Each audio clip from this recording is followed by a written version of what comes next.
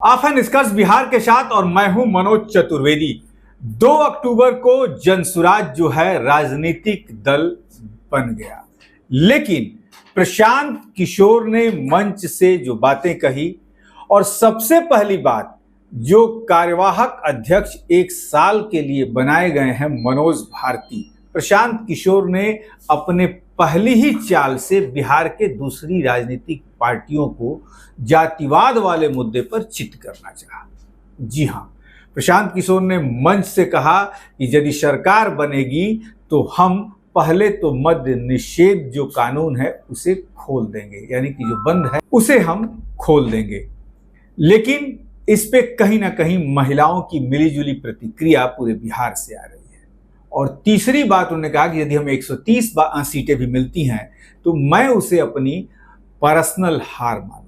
और इसी 3 मुद्दों पर हम बात करेंगे। हमारे साथ बात करने के लिए प्रीति नंदनी है, जनसुराज की प्रवक्ता है। प्रीति जी, पहले तो स्वागत है। बहुत और आखिरकार बना ही लिया आप लोगों ने पार्टी। जी बिल्कुल, ये जनता के सहयोग से और उनकी इच्छा से पार्टी बनी है। प्रशांत जी जब 2 अक्टूबर से पश्चिम चंपारण जब उन्होंने अपना पदयात्रा शुरू किया था, तभी वहाँ लोगों के भीतर एक चाह थी कि बिहार में बदलाव तभी आ पाएगा जब हम एक स्वच्छ साफ सुथरी राजनीति विकल्प दे पाएंगे। तो जो एक पदयात्रा के तौर पर, जागरूकता अभियान के तौर पर जनसुराज शुरू हुआ था, 2 अक्टूबर 2024 को एक राजनीतिक दल के रूप में परिवर्तित हो चुका है। और लक्ष्य जो है बहुत स्पष्ट है, बिहार को विकास की तरफ लेकर जाना। और प्रशांत जी ने बार बार ये कहा है कि जनसुराज कोई राजनीति करने के लिए बिहार में नहीं आ रहा है। बिहार पिछड़ा हुआ सत्ता है। के लिए आ रहा है। तो सत्ता का मतलब क्या होता है? सत्ता का मतलब ये नहीं है कि हम भोग विलास आज के डेट में, आज जो राजनीतिक परिभाषा है उसका अगर अर्थ निकालेंगे तो आप ये कह सकते हैं। लेकिन जब हम स्वच्छ राजनीति की बात करते हैं, जिस उद्देश्य से जनसुराज शुरू हुआ है, जनसुराज की जो नींव है वो विकास को, उसके पिछड़ेपन, बीमारूपन जो एक टैग लग गया है बिहार के साथ, उससे उसको बाहर निकालने के लिए रखी जा रही है। और मुझे उम्मीद है कि हम जिस उद्देश्य के साथ आगे बढ़ रहे हैं पूरी मजबूती के साथ, उसमें विजय भी होंगे। पहला ही पासा जो फेंका है, दलित के नेता चिराग पासवान अपने आप को कहते हैं, महादलित के नेता मांझी जीतन राम मांझी अपने आप को कहते हैं। तो कहीं ना कहीं बिहार के दलितों के बीच में प्रशांत किशोर ने यह संदेश भेजने की कोशिश की कि देख लो, देश की पहली एक ऐसी पार्टी है जो कि दलित को अपना नेता बना दिया और जिसके सूत्रधार हैं वो ब्राह्मण है, प्रशांत किशोर। तो कहीं ना कहीं वो चाल ब्राह्मण वाली चली है, चाणक्य वाली चाल चली है प्रशांत। मैं इस सवाल के जवाब में बस यही कहूंगी, आपने 2 बड़े नाम बताए, दलित चेहरा चिराग पासवान और जीतन राम मांझी जी का। अपने आप को वो दलितों के सबसे बड़े नेता बताते हैं। आज तक उन्होंने दलितों के लिए क्या किया? अगर काम किए होते तो दलित समाज उठ करके ऊपर आया होता। लेकिन परिस्थिति जाके आप देख लीजिए, जिस हालात में आज पिछड़ा, अति पिछड़ा समाज रह रहा है, और बिहार में जो सबसे बड़े नेता है खुद को कहने वाले कि हम पिछड़ों के नेता हैं, हम दलितों के नेता हैं, नेता तो आगे बढ़ गए हैं, लेकिन गरीब कहाँ है? नेताओं के बच्चे बड़े हो गए हैं, लेकिन जो दलित है, पिछड़ा है, अति पिछड़ा है, उनके बच्चे कहाँ हैं? दूसरा सवाल जो प्रशांत ने ये किया है कि मद्य निषेध कानून को हम हटा देंगे। महिलाओं के अंदर कुछ नाराजगी चल रही है कि भैया कितना अच्छा था कि दारू महंगी हो गई थी, उनके पतिदेव अब जो रोज पीने वाले थे कभी कदार पीते थे, अब फिर से खुल जाएगा, घर के बगल में खुल जाएगा, कभी जाएंगे लेके आएंगे, वही हो हल्ला, बारात में हुड़दंग, होली में हुड़दंग होगा। कहाँ तक सही मान रहे हैं? जहां तक आप बात कह रहे हैं कि शराबबंदी खोल देने से महिलाओं में एक तकलीफ पैदा हो जाएगी या उनके बीच एक कौतूहल का माहौल है कि प्रशांत जी आएंगे तो शराबबंदी कानून हट जाएगा, तो मैं आपको ये बताना चाहती हूँ और मैं आपसे भी अपील करूंगी कि आप एक पत्रकार हैं, आप भी भ्रमण करते होंगे गांव में, आप जाइए और देखिए किस गांव में शराब नहीं बिक रहा है और कौन ऐसा शराबी था जो पहले पीता था और अब नहीं पी रहा है। ये तो आप जा करके खुद देख सकते हैं। हम जब जाते हैं गांव में, महिलाओं से मिलते हैं, महिलाओं का सबसे पहली जो बात आती है उनकी तरफ से यही आती है कि मैडम हम लोग शराब से बहुत परेशान हैं।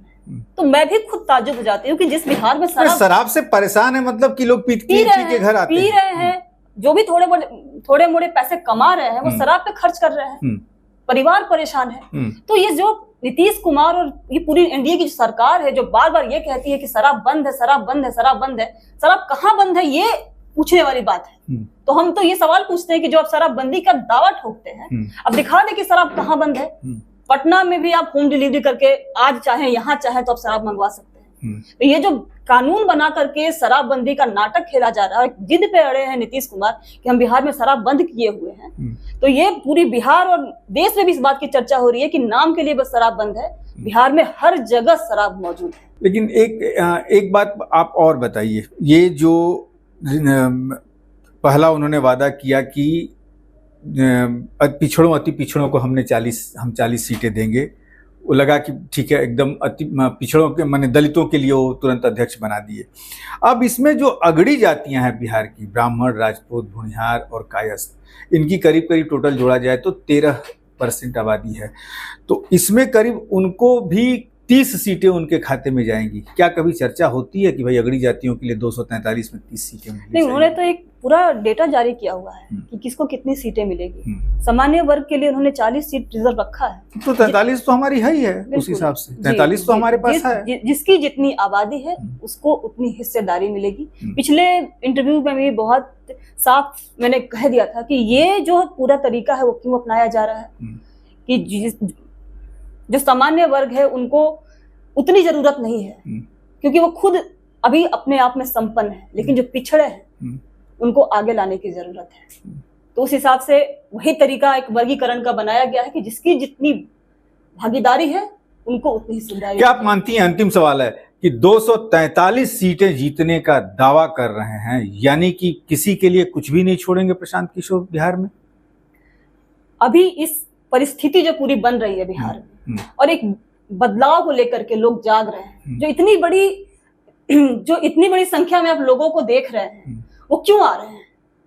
कहीं ना कहीं उनके अंदर एक विश्वास जाग रहा है कि बिहार भी बदल सकता है। किसी के भीतर उम्मीद नहीं थी, प्रशांत जी ने एक उम्मीद तो बनाई है लोगों के बीच कि हमें इतने सालों से पिछड़ गए हैं। आप दिल्ली, मुंबई, हैदराबाद, ये बात मैंने पिछली बार भी कही थी, वो कितना डेवलप हो गया, लेकिन यहाँ पे कोई व्यवस्था नहीं है। तो वो इस बात को लोगों तक पहुंचा पा रहे हैं, लोगों में विश्वास जाग रहा है, और जो बदलाव हम करना चाहते हैं वो बिना सत्ता में आए, बिना सरकार में आए हम नहीं कर सकते। तरीके से प्रशांत शराबबंदी को खत्म करके बिहार की शिक्षा व्यवस्था को सुधारेंगे। किस तरीके से प्रशांत सुधारेंगे? प्रशांत जी का शराब को लेकर के जो एक स्टैंड है शुरू से ही, वो इस बात को मानते हैं कि शराबबंदी कानून बना करके कभी भी समाज में लागू नहीं कराया जा सकता। इसके पीछे कई कारण हैं। सबसे पहले तो मैं एक उदाहरण देना चाहूंगी कि देश ही नहीं विश्व भर में इस तरीके के प्रयास असफल रहे हैं। अब अमेरिका का एक उदाहरण ले लीजिए। 1920 में अमेरिका में कानून बना करके शराबबंदी लागू की गई, लेकिन 10 साल के भीतर ऐसी परिस्थिति आ गई कि उनको शराबबंदी कानून को हटाना पड़ा। माफियाकरण होने लगा, अवैध कारोबार चल रहा था, पैरेलल इकोनॉमी खड़ी हो गई शराब बेच करके। तो आप ये समझ सकते हैं कि जब दुनिया में कहीं सफल नहीं हो पाया, जहां इतना डेवलपमेंट है, तो भारत जैसे देश जहां हम अभी भी विकास की राह पे चल रहे हैं, अभी हम विकसित नहीं हुए, हमारे पास इंफ्रास्ट्रक्चर की कमी है, हमारे पास मैन पावर की कमी है, हमारे पास टेक्नोलॉजी की कमी, हर तरीके के अभाव से हम जूझ रहे हैं। तो हम किस तरीके से उसको एग्जीक्यूट कर पाएंगे? तो ये तो सबसे पहले इसी चीज को प्रूव करता है कि शराबबंदी कानून बनाने से नहीं लागू किया जा सकता है समाज में। और दूसरी मैं एक बात आपके सामने, आपकी जनता के सामने रखना चाहूंगी, आपके दर्शकों के सामने, कि शराब जो है, नशे की जो एक लत है, ये आज कोई नई बात नहीं है। आप इतिहास उठा करके देख लीजिए, जब से मानव सभ्यता शुरू हुआ है, रामायण देखते हैं, महाभारत देखते हैं, उसमें भी आप देखते हैं कि सोम रस और इस तरीके के मादक पदार्थों का इस्तेमाल किया जाता है।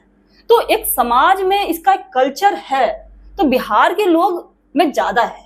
हमारे यहाँ क्योंकि शिक्षा का अभाव है, जागरूकता का अभाव है, उनको नहीं पता है कि शराब पीने से मेरा सामाजिक पारिवारिक स्थिति किस तरीके की हो सकती है, मेरे स्वास्थ्य के ऊपर बुरा प्रभाव पड़ सकता है, वो इस बात को नहीं समझते हैं, इसलिए उसका ज्यादा सेवन करते हैं, गलत तरीके से सेवन करते हैं।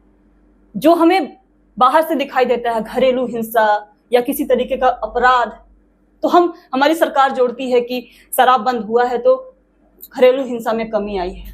तो मेरा ये कहना है कि आप कोई कानून लगा करके किसी को जबरदस्ती बंद कर रहे हैं, फिर भी वो परिस्थिति अभी आप बिल्कुल विपरीत है, लोग शराब पी रहे हैं, अभी भी घरेलू हिंसा हो रही है। तो इसको क्यों ना हम इस तरीके से कानून इस तरीके की बनाए कि शराब को लीगल करके रेगुलेट करे, उस पर इतना ज्यादा हम टैक्स लगाए कि बहुत ज्यादा लोग शराब बहुत मात्रा में ना पिए। तो रेगुलेट करने का भी एक विकल्प है। और जो शराबबंदी कानून हटाने से 20,000 करोड़ रुपए का राजस्व सरकारी खजाने में आएगा, जो ये सारा रुपया आज अवैध रूप से सरगनाओं के पॉकेट में जा रहा है। और कहीं ना कहीं मैं ये बोलने में कहीं ना कहीं ये बात भी मैं कहना चाहूंगी कि ये सरगना, ये जो माफिया राज हो गया शराब, पैरेलल इकोनॉमिक खड़ी हो रही है। ये सरकार के बिना संरक्षण के संभव नहीं है। इस बात को कोई भी कह सकता है कि बिना प्रशासन और बिना सरकार के संरक्षण के इस तरीके की पैरेलल इकोनॉमिक खड़ी नहीं की जा सकती। दूसरी बात जो प्रशांत जी बार बार कह रहे हैं कि ये जो 20,000 करोड़ का साल का जो हमारे पास राजस्व आएगा, उस पैसे को हम अपने लिए इस्तेमाल नहीं करेंगे, उससे हम सुख होंगे। हम उस पैसे को बिहार में शिक्षा व्यवस्था को मजबूत करने के लिए लगाएंगे। आप देखें कि एक समाज की स्थापना कैसे की जा सकती है जब वहां के लोग शिक्षित होंगे, सभ्य होंगे और उनकी जो मानसिक और शारीरिक विकास सही तरीके से होगी, तभी तो आप एक सभ्य और जागरूक समाज का निर्माण कर सकते हैं। तो सही तरीका क्या हो सकता है बिहार को बदलने का? कि आप कानून बना करके शराब बंद करा दे और अवैध कारोबार चल रहा है वो, या आप एक मजबूत नींव खड़ी करने की बात करते हैं? तो ये तुलना तो बिहार के लोगों को करनी है, कौन सही कर रहा है, कौन सही कह रहा है। तो आने वाले समय में आप देखेंगे। और मैं दूसरी बात ये भी कहूंगी कि आज जो बिहार में युवाओं की स्थिति है, 80-90% जो आबादी है बहुत गरीब है और गांव में रहते हैं। उन युवाओं के पास विकल्प नहीं है। स्कूल छोड़ने के बाद कॉलेज में तो पढ़ाई होती नहीं है, और विकल्प के अभाव में वो अपने आप को गलत चीजों में डालते हैं। और एक जो चीज सामने आ रही है हमारे, कि गांव के जो 18-20 साल के युवा हैं वो शराब सप्लाई कर रहे हैं। तो आज इस उम्र में वो गलत राह पकड़ रहे हैं, आगे चल करके वो अपराध पे भी जाएंगे और स्थिति बद से बदतर हो सकती है। देश का या किसी राज्य का जो भविष्य है वो युवाओं पर निर्भर करता है। आज हमारे युवा अगर गर्त में जा रहे हैं तो हम 10 साल 20 साल बाद भी कैसे बिहार की कल्पना कर सकते हैं? मतलब जनसुराज आ रहा है। बिल्कुल जनसुराज आ रहा है और सभी परिस्थितियों को देखते हुए उसके लिए समाधान लेकर आ रहा है। आने वाले समय में 2 महीना, 4 महीना, 6 महीना में आप सभी के समक्ष समाधान पेश किया जाएगा कि हम किस तरीके से गांव-गांव को, पंचायत को उसके जरूरत के हिसाब से समाधान देंगे। हर समस्या पर बात होगी। चलिए, तो बिना सत्ता में आए कोई बदलाव नहीं हो सकता। और ये बात जो है ये संघ ने भी एक बार स्वीकार की थी कि जब तक हम सत्ता में नहीं आएंगे राम मंदिर नहीं बन सकता है। सत्ता में संघ के मुरीद जो लोग हैं वो आए, राम मंदिर बना। उसी तरीके से प्रशांत किशोर ने भी सोचा है और जनसुराज को जो पार्टी का रूप दिया है कि जब तक सत्ता में नहीं आएंगे बिहार को नहीं बदल सकते हैं। अब बिहार के लोगों को प्रशांत से जितनी उम्मीदें हैं उतनी ही उम्मीद प्रशांत को भी बिहार के लोगों से है। अब देखना है कि दोनों यदि साथ हो लिए तो निश्चित तौर पर एक